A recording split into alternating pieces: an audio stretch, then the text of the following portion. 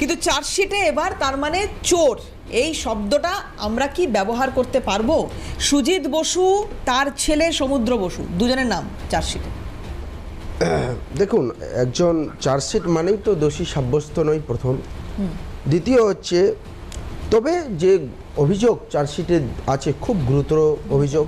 আমরা চাইব জাতীয় কংগ্রেসের পক্ষ থেকে এটাই দাবি থাকবে যে এটার নিরপেক্ষ তদন্ত হোক এবং দ্রুত বিচার প্রক্রিয়াটা সম্পন্ন করার যা যা ব্যবস্থা করা উচিত সরকার তা ব্যবস্থা করুক, এটা আমরা চাই। কিন্তু রাজনীতি দুর্নীতির বিচার বা তদন্ত করতে হবে, কিন্তু সেটা যেন প্রতিহিংসার রাজনীতি না হয়ে যায়, সেটাও আমাদের দেখতে হবে। সেই ব্যালেন্সটা রাখতে হবে। এবং এই যে এটা করা যায়, আশফাকদা, আমি কেন এই কথাটা বলছি, এইটা করা যায়। মাথার উপরে অভিষেক বন্দ্যোপাধ্যায়, মমতা বন্দ্যোপাধ্যায় রয়েছেন, সুজিত বসু মনে করছেন এটা করা যায়। কি করা যায়? 284 জনকে নিয়োগ দেওয়া হয়েছে, ইচ প্রত্যেকের কাছ থেকে 6 লক্ষ টাকা করে তোলা হয়েছে। এটা করা যায়, একটা দলের, রাজনৈতিক দলে থেকে এই কাজটা করা যায়। বুক ফুলিয়ে করেছেন, তার মানে ওনারাও বুঝতে পেরেছিলেন যে কামিয়ে নি, আর তো বেশি দিন নেই। একদম একদম সে দেখুন, হতেই সে করেছে।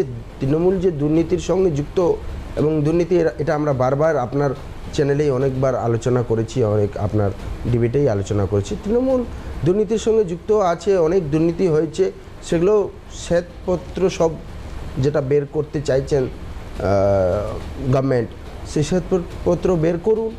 সাথে সাথে আমি একটাই কথা রাখবো যে এটা প্রতিহিংসার রাজনীতি না হয়, এটা যেন সঠিক তদন্ত হয় এবং সাধারণ মানুষ যাদের টাকা গিয়েছে তারা যেন এর ক্ষতিপূরণ, কম্পেনসেশন পায়, তার ব্যবস্থা সরকারকে করা উচিত বলে আমি মনে করছি।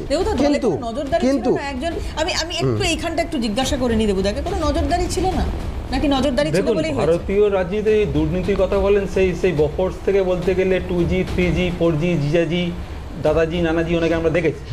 আমরা তারপরেও দেখেছি ওই ফ্রিডম 251 ছিল আপনাদের না, একদম 251 শুনুন 40% কমিশন, ব্যাপম পি চিদম্বরম, নলিনী চিদম্বরম, গুজরাটে সরকারি নিয়োগ পরীক্ষা আমরা দেখলাম, ওই নিট, এরকম এগুলোও তো আছে, আমরা দেখেছি। দেখুন, ওই আশফাক যেটা বললো না যে একদম চার্জশিট দেওয়া মানে দুর্নীতি অভিযুক্ত নয়। আমরা তো দেখতে পেয়েছি ইডি তো তাপস রায়ের বাড়িতেও গেছিল একটা সুন্দর ফ্রেন্ড রিকোয়েস্ট নিয়ে। তারপরে দেখবে একদম স্বচ্ছ সব কিছু সুন্দর হয়ে গেল, ওয়াশিং মেশিনে ওয়াশ হলো, সব কিছু হলো, এখন শিল্পমন্ত্রী হয়ে গেছে। এখন পৃথ্বীরাজ ভাইকে ওকে স্যালুট মারতে হবে। দুদিন আগে হয়তো এখন কোন কে ভালো তৃণমূল হয়ে যাবে এখন খুব আনপ্রেডিক্টেবল, জানেন তো। পৃথ্বীরাজ এখন ভাবছে কাকে গালাগাল দেবো না দেবো, কোন দিন দেখবে। আমি খুব খারাপ বজ্জার তৃণমূল, আমাকে দিতে হবে না, খারাপ ধরনের তৃণমূল এখন হয়ে যাবে দেখছি। আগে যে হারে মানে অনুপ্রবেশ হচ্ছে, ভালো তৃণমূল হবেন না, আমার হওয়ার দরকার নেই। আমরা ওই বজ্জার তৃণমূল হয়ে থাকতে ভালোবাসি, আমরা আছি, ঠিক আছে। এখন ঢুকে পড়ছে, আজকেই 3 জন ঢুকে পড়লো, আগামী দিনে রাজ্যসভা সদস্য হয়ে যাবে, তাকে আবার স্যালুট দিতে হবে। কারণ কিছুদিন আগেও আমরা দেখেছি ওই যাকে চোর বলতো, মানে গিয়ে নিজেদের ইউটিউব চ্যানেল পেজে যাদের নাম চোর বলে ডাকতো, তাদের কি তৃণমূলের ডেফিনেশনটা কি দেবো? আরে এখানে ডেফিনেশন আপনাদের দলের ডেফিনেশন শোনো। তৃণমূল যখন শুরু হয়েছিল, এখন আশফাকের মতো লোকেরা, মানে কংগ্রেস আমাদের বলতো তেল মুড়ি চপ, 3 মাসের কংগ্রেস, ঠিক আছে।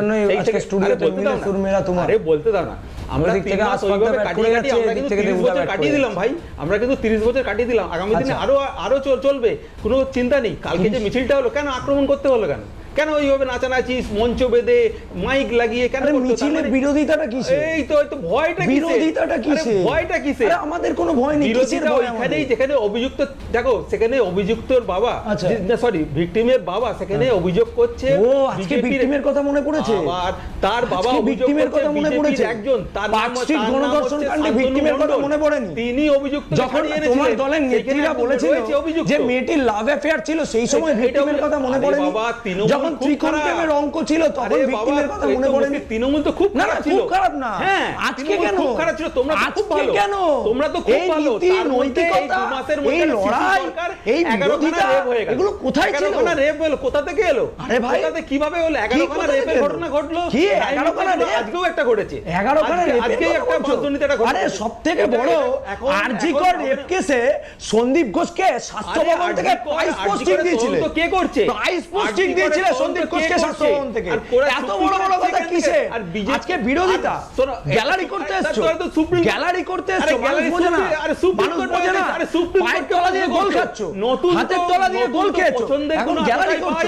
আরে দল ধরে রাখো, দল ধরে রাখো, নিজের রাজনৈতিক দলটার একটু থামাই প্লিজ, একটু থামাই। আমি যেটা জিজ্ঞাসা করছিলাম খুব মানে সন্তর্পণে এড়িয়ে গেলে দেবুদা, আমি যেটা জানতে চাইছিলাম যে সুজিত বসু বা যাই হোক যাদের বিরুদ্ধেই তোমার দলে অভিযোগ উঠেছে তাদের মানে নজরদারি কি ছিল দলে? এই যে বারবার তোমরা বলেছো না একটা সময় পর্যন্ত সততার প্রতীক ইত্যাদি, তো সেই দলটায় এই রকম কিছু মানুষ রয়েছেন যারা এইভাবে টাকা তুলছেন, সেটার সংখ্যা পরিমাণ কোটিতে পৌঁছে যাচ্ছে। নজরদারি কি ছিল? বলছেন গতকালই ওদের ফোন করে বিরিয়ানিওয়ালা, আরে 2 মাস পরে বিরিয়ানিওয়ালাকে ফোন করে বলছে টাকা দাও, এখানে চলে এলো প্রস্তাব বাগচি। মানে 2 মাসের শিশু প্রাসঙ্গিক তৃণমূল, যাকে প্রাসঙ্গিকতা অর্জন করতে হয় বিজেপিকে, প্রাসঙ্গিক তৃণমূল প্রাসঙ্গিকতা অর্জন করছে বিজেপি নেতার মন্ডল প্রেসিডেন্ট একজন মহিলা, তাকে বলছে 26 লাখ টাকা তোলা পাঠাও। দেখতে পাচ্ছি আমরা 25-75 তো বিজেপি বলেন না না, আবার বলছি তৃণমূল খুব খারাপ, ভুলে যাচ্ছে, চলে গেছে নেতাজি ইন্ডোর স্টেডিয়াম দেবুদাদের অতীতের কথা। আরে বাবা, দেবুদারা স্মরণ করে নিজেকে চলে গেছে,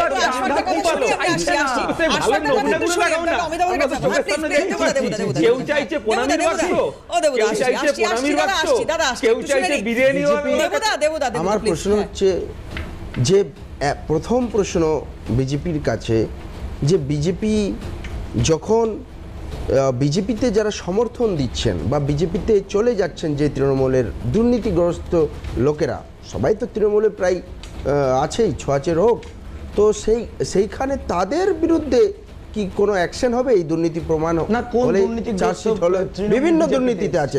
আপনি চন্দ্রিমা ভট্টাচার্য বলুন, চন্দ্রিমা উনি মিনিস্টার ছিলেন, বিজেপিতে এসেছে না, বিজেপিতে সমর্থক, বিজেপির সমর্থক, কোথায় বিজেপি এখন তো প্রোটেকশন দেওয়া হচ্ছে, হাই প্রোটেকশন দেওয়া হচ্ছে। দ্বিতীয় হচ্ছে কল্পনা জগতে যদি ঋতব্রতের বিরুদ্ধে কোনো অ্যাকশন হবে? এক মিনিট আমি প্রশ্ন করে দিই, কাইন্ডলি লেট মি কমপ্লিট। ঋতব্রতের বিরুদ্ধে কি কোনো অ্যাকশন হবে? আপনার সেটা আপনাকে উত্তর দেবে না, না, সেটা আপনাকে আপনি বলে দেবেন, জনগণকে উত্তর দেবে। যেই মুখ্যমন্ত্রী যে ভালো তৃণমূল, তারা যদি ধরা পড়ে, তারা যদি যুক্ত এই শ্বেতপত্রের উত্থাপনের, তারা তো মিনিস্ট্রি ভোগ করেছে, তো ভোগ করতে গিয়ে দুর্নীতি করেছে, নিশ্চয়ই দুর্নীতি করবে, এটাই আমরা প্রিজাম্পশন করব। সেই প্রিজাম্পশন তার ব্যবস্থা নেবে কিনা, এবং তাদেরকে শুভেন্দু অধিকারীকে যেইভাবে প্রধানমন্ত্রী ডাইরেক্ট এসে টিটকারি মেরেছিল একটা সভায়, যে এসে লে রায় ভোলা ভোলা চেরায়, এসে পয়সা লে রায়, তো ওনাকে যদি ক্লিন চিট দিয়ে মুখ্যমন্ত্রী বাংলার করে দিতে পারে, বাংলার মুখ্যমন্ত্রী করে দিতে পারে, সেটা উত্তর দিচ্ছি। কলকাতা হাইকোর্ট থেকে সুপ্রিম কোর্ট অবধি ঘুরে বেড়াও, উত্তর দিচ্ছি না না, ওই উত্তরটা আমি প্রধানমন্ত্রীর উত্তর দেবারতী দিন। একটা জিনিস মাথায় রাখবেন, বিজেপি আমরা তৃণমূলকে দুর্নীতির সঙ্গে যুক্ত করছি, ঠিক আছে, কিন্তু বিজেপি যে মহা দুর্নীতিবাজ, তার কর্ণাটকে 14% কমিশন সরকার, PSI recruitment scam, KPC recruitment irregularity, মুদ্রা সেট, এখন নিট যেটা চলছে সারা দেশে, মধ্যপ্রদেশে Vyapam scam, nursing college scam, Patwari recruitment scam, গুজরাটে question paper leak, junior clerk, head clerk, Kutch mining allegation, আরে প্রমাণিত করতে পারো, Morbi bridge contract, Maharashtra irrigation, আমি আশফাকদা থামাই, পিএম কেয়ার ফাইন। আচ্ছা বেশ, প্রধানমন্ত্রীকে চলে যাচ্ছে, আমি আসবো, কি উত্তর দেবে? এখানে এরা শুধু রাজনীতি করার জন্যই করবে, বাংলার মানুষের জন্য কোনো কাজ করবে না। যে যদি এই যে শ্বেতপত্র প্রকাশ হয়, প্লিজ আমি আসবো, আমি একটু উত্তর দেব, সময় দাও। ভাই পৃথ্বীরাজ প্লিজ লড়াই করে গেছে একটা ব্রেক নিতে হবে। আমি অমিতাভদের কাছে তারপর ফিরছি ব্রেকের পরে। এই যে শ্বেতপত্র প্রকাশের কথা হচ্ছে, যদি দেখা যায়, আমি জানি না, নির্দিষ্ট অ্যামাউন্ট নিশ্চয়ই একটা সময়ের পরে আমরা বুঝতে পারবো যে কত কোটি টাকার দুর্নীতি যে অভিযোগ উঠছে সেটা হয়েছে, কতটা হয়েছে, কি বৃত্তান্ত, এগুলো হয়তো পরবর্তী ক্ষেত্রে জানা যাবে। কিন্তু বাংলা তো পিছিয়ে গেছে অনেকটা। এই মুহূর্তে বিজেপি সরকারের কাছে সবথেকে বড় চ্যালেঞ্জ কোষাগারটা, সেটাকে মেরামত করার জন্য কি করতে হবে, কি করণীয়, সেটাও হয়তো আগামী দিনে আমরা দেখতে পাবো। অমিতাভ দা এটাকে কিভাবে দেখছেন? আমি খুব দ্রুত একটা বিরতির পর ফিরছি, সঙ্গে থাকুন। ফিরে এলাম বিরতির পর। আমি সরাসরি অমিতাভদার কাছে যাবো সমালোচনা করে। অমিতাভদা, দেখো দেবারতী, প্রথম কথা হচ্ছে যদি সত্যি সত্যি সরকার কোনো শ্বেতপত্র প্রকাশ করে বিগত সরকারের দুর্নীতি নিয়ে, তাহলে এটা ভারতবর্ষের সংসদীয় রাজনীতির ইতিহাসে একটা ঐতিহাসিক ঘটনা হয়ে থাকবে। তার কারণ এর আগেও বহু সরকার এসেছে গেছে, দুর্নীতি ভারতবর্ষে ব্যাপক আকার ধারণ করেছে, তারও এক ইতিহাস লিখে দেওয়া যায়। কিন্তু কোনো সরকার এসে তার পূর্ববর্তী সরকারের দুর্নীতির খতিয়ান জনসমক্ষে তুলে ধরেছে, এটা কিন্তু এর আগে কখনো দেখা যায়নি। এই ঘটনা অভূতপূর্ব। অর্থাৎ কিনা দুর্নীতির সহ্য মাত্রা কতটা পর্যন্ত দুর্নীতিকে পরবর্তী সরকার আইন আদালত ইত্যাদির মাধ্যমে বা রাজনৈতিক প্রতিরোধের মাধ্যমে সেই ব্যাপারটার প্রতিবাদ করতে পারে, তার একটা স্তর আছে। কিন্তু যখন এই যে আমাদের ভেতরে মগজে ঢুকিয়ে দেওয়া হচ্ছে, ও পুলিশ মানে তো ঘুষ খাবেই, ও সরকারি কর্মচারী মানে তো একটু পরে অফিসে আসবেই, সে তো একটু ঘুমোবেই, এই যে ন্যাচারালাইজেশন, করাপশনের ন্যাচারালাইজেশন করে দেওয়া হচ্ছে আমাদের মধ্যে কয়েক প্রজন্ম ধরে, এই শ্বেতপত্র প্রকাশ কিন্তু এই ন্যাচারালাইজেশন প্রক্রিয়াটাকে একটা জোরালো ধাক্কা দেবে। কারণ শ্বেতপত্র প্রকাশ মানেই হচ্ছে শুধু দুর্নীতির পরিমাণগত, মানে মোট কত টাকার দুর্নীতি হয়েছে সেটাই শুধু নির্ধারণ করা নয়, একই সঙ্গে এই দুর্নীতির পেছনে অ্যাকাউন্টেবল কারা, কাদের জন্য এই দুর্নীতি, সেটাকেও নির্ধারিত করা। এবং এখানে সরকারের কোনো মন্ত্রী, কোনো নেতা, কোনো কাউন্সিলর, কোনো পৌরপ্রধান, কোনো পঞ্চায়েত প্রধানের কোনো ভূমিকা নেই।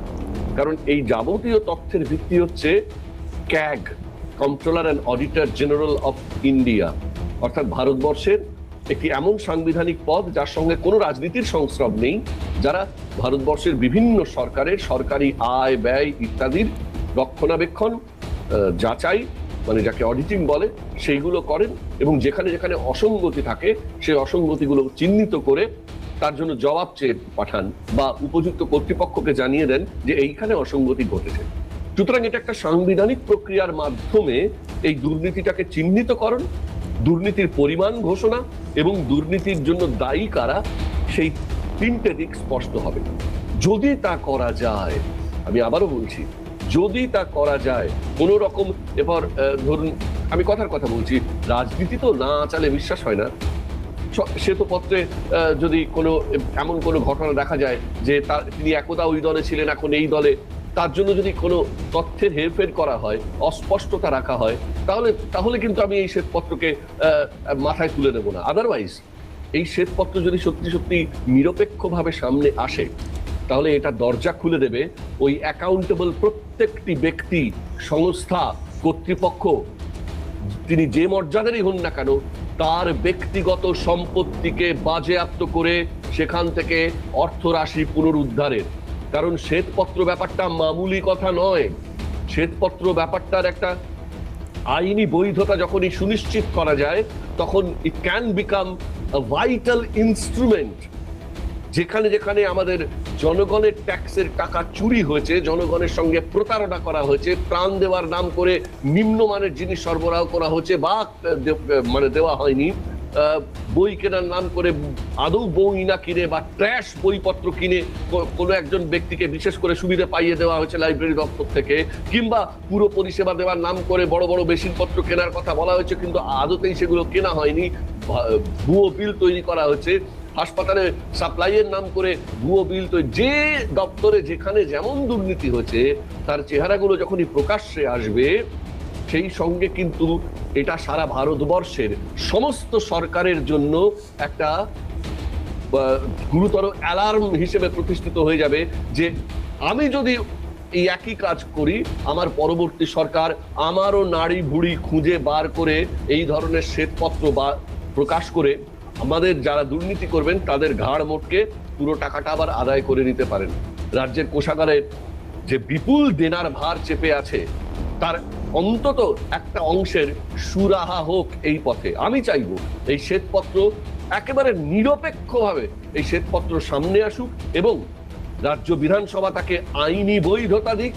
সেই আইনি বৈধতার মাধ্যমে এটি যেন আদালত গ্রাহ্য, আদালতের অনুমোদনযোগ্য একটি নথিতে পরিণত হয়, যার ভিত্তিতে স্পষ্ট তদন্ত এবং শাস্তি প্রক্রিয়ার মাধ্যমে সেখানে উল্লিখিত উপযুক্ত পদাধিকারী, তিনি মন্ত্রী হন, তিনি আমলা হন, তিনি নেতা হন, তিনি যে স্তরের যে ব্যক্তি হন না কেন, এমনকি কোনো কিছুর সঙ্গে সংস্রব মুক্ত কোন সাধারণ দোকানদার যিনি ওই ব্লিচিং পাউডারের বদলে ময়দা দিয়েছেন, তেমন কেউ যদি তার মধ্যে উল্লেখ থাকে, তাহলে তাদের সম্পত্তি বাজেয়াপ্ত করে ওই পরিমাণ অর্থরাশি তাদের কাছ থেকে উদ্ধার করা হবে এবং সেটা সোনার বাংলা গড়তে কাজে লাগতে পারে। পৃথ্বীরাজ, ডেফিনেটলি। দেখুন, সোনার বাংলার থেকেও বড় কথা, যেদিন শ্বেতপত্রটা প্রকাশিত হবে, অমিতাভদার কথাগুলো খুব সিগনিফিকেন্ট, একদম ঠিক বলেছেন উনি।